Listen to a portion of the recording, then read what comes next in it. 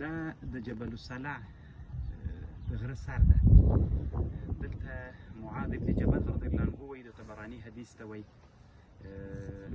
زه راغلم رسول الله سلام پسې ګرځېدم ومې لټونه پیدا کېده.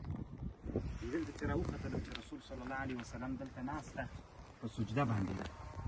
نو دومره اوږده سجده یې وکړله چې ما ویلې چې نعوذ بالله رسول صلی الله علیه وسلم وفات سوی نه وي. چې سر یې راپورته کړ ما ورته ویلې چې څنګه اوږده سجده دې وکړه. وایي راته ویلې چې جبریل علیه السلام راغی او ما ته یې ویلې چې د امت په حق کې دې نه خواږه کوو. یعنې الله راولېږلم جبریل علیه السلام ویلې چې په رسول صلی الله علیه وسلم یې سلام وایه د امت په حق کې دې نه خفه کوم. یعنې چې په امت په حق کې ته څه وغواړې هغه زه درته کوم. نو رسول صلی الله علیه وسلم چې د جبریل علیه السلام دا خبر واورېدله دلته په سجده باندې وغورځېده. اوږده سجده یې چې وکړه د حدیثو کتابونو کې چې راځي هغه دغه ځای ده. دې ته جبل الصلع د غره په سر باندې دا یو غار غوندې ده. دې چې رسول صلی الله علیه وسلم